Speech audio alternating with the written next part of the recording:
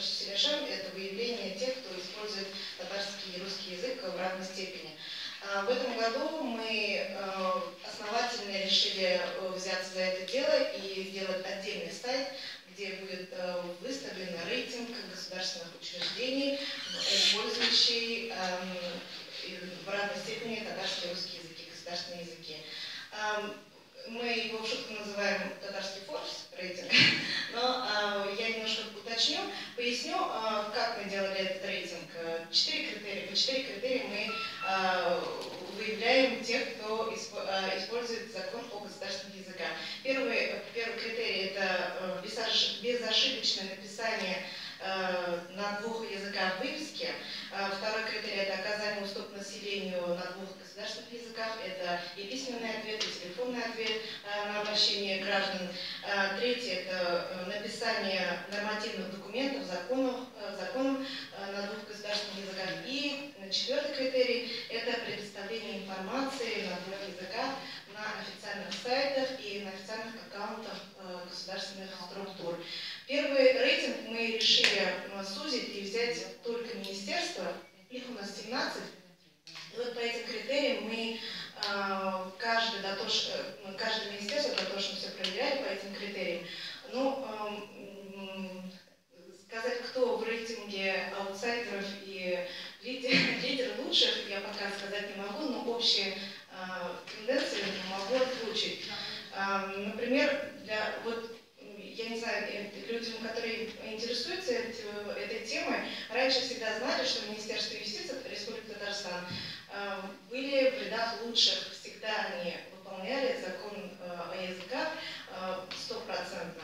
Но в этом году нас удивило то, что Министерство финансов тоже, оказывается, все делает на 100%. Это и, например, этот критерий оказание услуг, написание нормативных документов и законов на 2 государственных языках.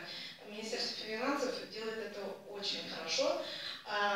Также Министерство юстиции, хочу отметить и Министерство сельского хозяйства и продовольствия. Когда заходишь на сайт, все сделано отлично. Но, к сожалению, есть и министерства, которые в аутсайдерах. Это те, кто законы не пишут, не прописывают, не нормативно свои документы, программы, планы не пишут на татарском, например, да, не выкладывают в интернет. Это Министерство молодежи и спорта, это Министерство лесного хозяйства, это Министерство чрезвычайных ситуаций.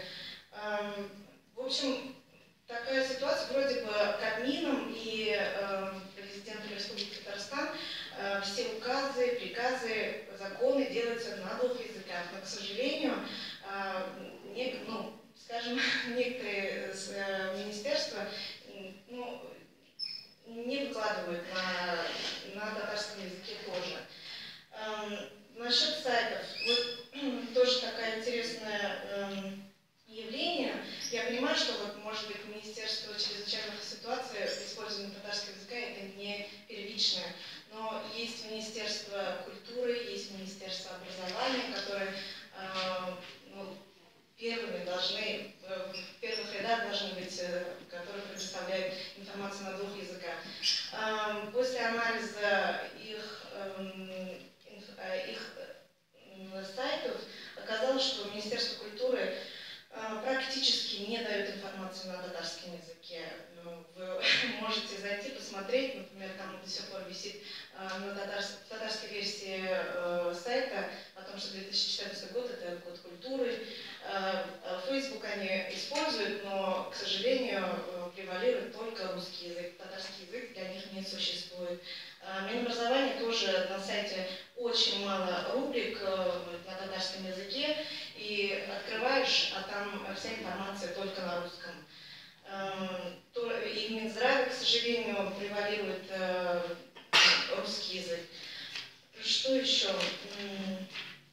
В принципе, то, что мы проверяли обращения граждан в министерство тоже, как они отвечают на обращения граждан и на русском, и на татарском языке, есть хорошая тенденция. Секретари приемных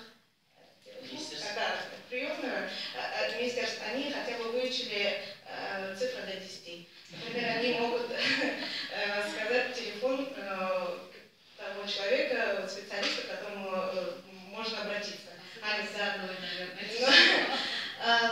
К сожалению, были и те, кто, например, оказался, вел себя не совсем этично, когда спрашивали на татарском языке. Я не буду озвучивать, но были, к сожалению, те люди, которые мы просили вроде бы говорить на татарском, они раздражались.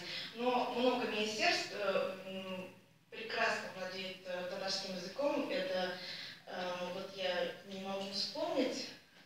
Минюст, Минобразование, Министерство сельского хозяйства тоже, Минземимущество тоже, это секретари владеют языком вроде не Тукаев. В общем, вот, к сожалению, звонишь в Министерство молодежи, секретарь, ей было очень даже сложно понять, что мы хотим, и было очень сложно найти специалиста, также и Минэкологии, Минсвязи, и Министерство культуры Республики Татарстан тоже.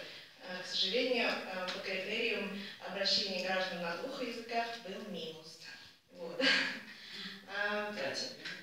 Антипремия, да, каждый год мы вручаем антипремию «Тяжело с татарским».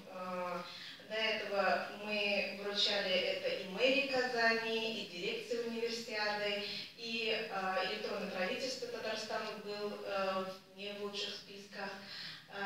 В этом году кому мы это вручим, мы пока держим в секрете, это будет 26 апреля.